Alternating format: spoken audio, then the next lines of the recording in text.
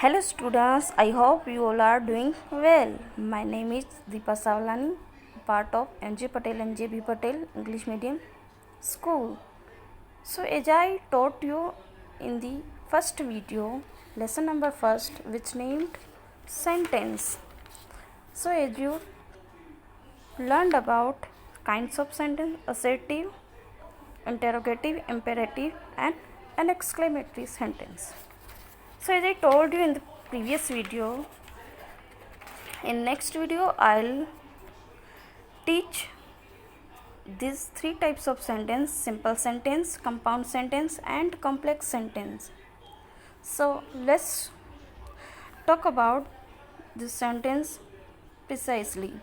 So first of all, what is simple sentence? So we know what is the definition of simple sentence. Now see, a sentence which consists of only one finite word in it is called a simple sentence. Means finite word. So now you may confuse about what is finite verb. तो finite verb होता क्या है, पहले तो उसमें आप confuse होंगे.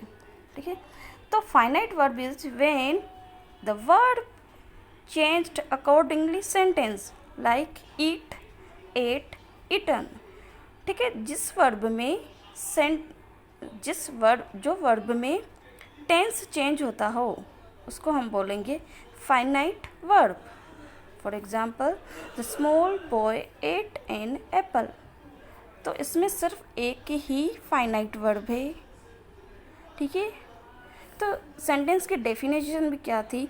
A sentence which consist of only and only one finite verb, जिसमें सिर्फ और सिर्फ एक ही फाइनाइट वर्ब हो, तो उसको हम क्या बोलेंगे? Simple sentence. Now come to the next point. Ate is a finite verb as I told you. Since the above sentence has only one finite verb, it is a simple sentence. However, simple sentence does not necessarily mean a short sentence. तो इसमें क्या बोल रहे हैं कि simple sentence का मतलब ये नहीं है कि शॉर्ट सेंटेंस हो. ठीक है, simple sentence doesn't mean a short sentence. Given below is a long sentence, but since it has only one finite verb, it is simple sentence. Now come to the example. ठीक है, ये example है, lengthy example है, lengthy sentence है, but ये simple sentence में आएगा. The small boy wearing a red shirt and black trousers ate an apple sitting on a chair in the garden. So now see, here is only one finite verb. ये ate जो है, इसको हम underline कर देंगे. Eight जो है ये फाइनाइट वर्ब है, क्योंकि ये जो वर्ब है टेंस के अकॉर्डिंगली चेंज हुआ इसका टेंस. ठीक है, और बाकी जो ये वियरिंग है, ठीक है, सिटिंग है, इसमें चेंज नहीं हुआ है टेंस, बिकॉज ये या तो जिरंड है या तो पार्टिसिपल है. As I taught you in previous year. Okay, तो मतलब ये जो हो जाएंगे वियरिंग और सिटिंग, ये नॉन फाइनाइट वर्ब हो जाएंगे, और जो जिसमें टेंस चेंज होता है जो वर्ब में, वो हो जाएगा फाइनाइट वर्ब. तो यहाँ पे देखिए, द स्मॉल बॉय, इसमें भले वियरिंग दिया हुआ है लेकिन ये नॉन फाइनाइट है, फाइनाइट नहीं है, क्योंकि ये जिरंड है. ठीक है, इसमें चेंज कुछ भी नहीं हुआ है टेंस के अकॉर्डिंगली. तो wearing a red shirt and black trousers ate an apple sitting on the chair in the garden. Now come to the next point. Only ate is the finite verb, whereas the other verbs wearing and sitting are non-finite verbs. ठीक है, तो ये wearing है, sitting है, तो वो gerund है या तो participle है. आपको कंफ्यूज इसमें नहीं होना है कि wearing है, sitting है तो ये continuous tense होंगे. No, this is absolutely wrong. ये कंटिन्यूस टेंस नहीं है, बल्कि ये, जैसे कि मैं आपको प्रीवियस ईयर समझा चुकी हूँ कि ये होते हैं या तो जिरंड या तो participle. For example, running is a good exercise. तो इसमें जो रनिंग है वो नाउन का प्लेस ले लिया है। तो रनिंग जो है उसमें भी आईएनजी लगी है, लेकिन वो कंटिन्यूस टेंस नहीं है बल्कि पार्टिसिपल है या तो जिरंड है। Okay, now I hope you understood the difference between continuous and gerund. Okay, now come to the next point. The other forms of sentence are statements, questions, commands and exclamations. All these are included in the category of simple sentence if they have only one finite verb. ठीक है, तो इसमें ऐसे बोल रहे हैं कि questions वाले हो, statements वाले हो, commands वाले हो या explanation sentence वाले sentences हो, लेकिन उसमें minimum only one finite verb दिया हुआ हो तो उसको हम बोलेंगे simple sentence. Okay, I hope you understood the whole criteria of simple sentence. Now come to the next sentence, which name is compound sentence. So let's know the definition of compound sentence. A sentence that is made up of two and more principal or main clauses is called a compound sentence. ठीक है, एक ऐसा वाक्य जिसमें दो या तो दो से ज़्यादा प्रिंसिपल मीन्स और प्रिंसिपल या तो मीन्स मेन क्लोज हो तो उसको हम बोलेंगे कंपाउंड, मतलब संयुक्त वाक्य। संयुक्त मीन्स जुड़ा हुआ वाक्य। ठीक है, तो मेन क्लोज को आप इंडिपेंडेंट क्लोज भी बोल सकते हो। तो अब तो आपको इसमें भी कंफ्यूज होगा कि क्लोज क्या होते हैं, बिकॉज यू आर न्यू। सो मैं थोड़ा क्लोज के बारे में बताऊंगी। लेट्स सी, तो क्लोज क्या होते हैं? तो क्लोज ये होते हैं जिसमें मिनिमम एक सब्जेक्ट होता है और वर्ब होता है। ठीक है, जिससे ये एक छोटा सेंटेंस बनता है। मतलब ये जो क्लोज होते हैं वो अ ग्रुप ऑफ क्लोज से बनता है एक सेंटेंस। ठीक है, जिसमें ऑब्जेक्ट नेसेसरली नहीं होता, जैसे I remember, I laugh, I smile. Okay, this are the clause not sentence. ये जो है इसमें सब्जेक्ट आ गया, वर्ब आ गया, तो ये जो है क्लोज है, सेंटेंस नहीं है। तो आपको यही कंफ्यूज होता होगा कि क्लोज क्या है, सेंटेंस क्या है। आप इतने दिनों से इसको सेंटेंस समझते आ रहे थे, लेकिन ये एक क्लोज है। ठीक है, एक छोटा वाक्य जिसको हम बोल सकते हैं।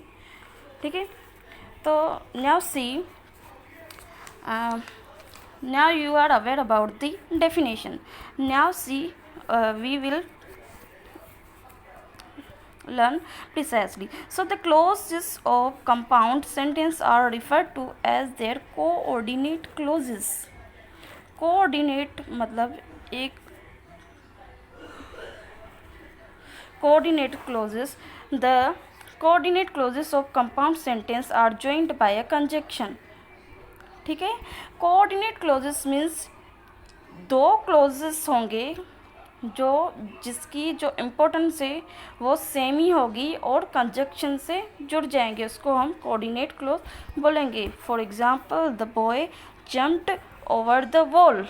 तो एंड जो है ये कंजक्शन है, तो कंजक्शन से ये जुड़ गया। His sister was left behind, तो the boy jumped over the wall, ये पूरा एक क्लोज हो गया। ठीक है, प्रिंसिपल क्लोज और मेन क्लोज।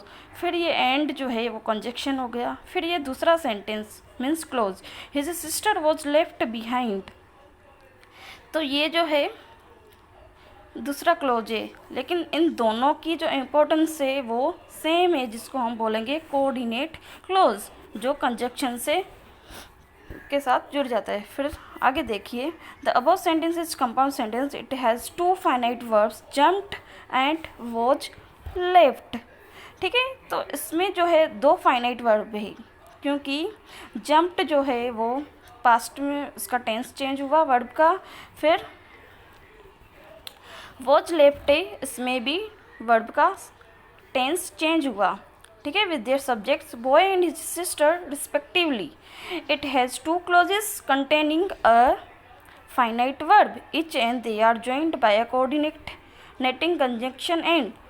ठीक है, फिर आते हैं the two clauses are the boy jumped over the wall as I told you and second clauses his sister was left behind.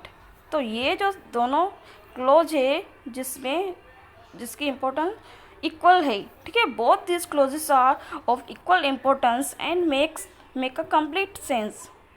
They do not depend on each other. This clauses are called main और principal clause. ठीक है, तो ये जो है independent clause हो गए, जिसको हम मेन क्लोज भी बोलते हैं.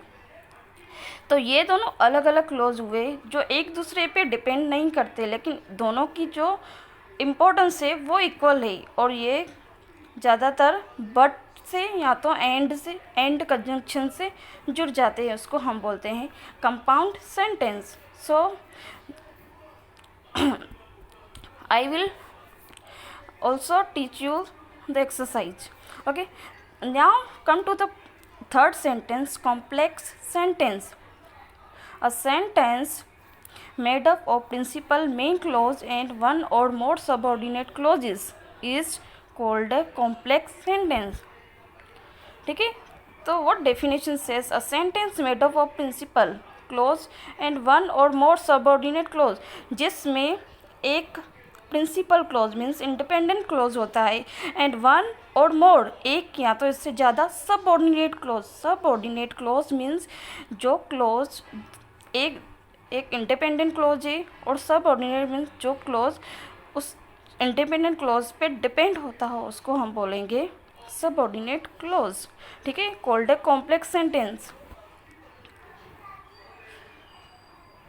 For examples, Mona switched on the light because it was dark.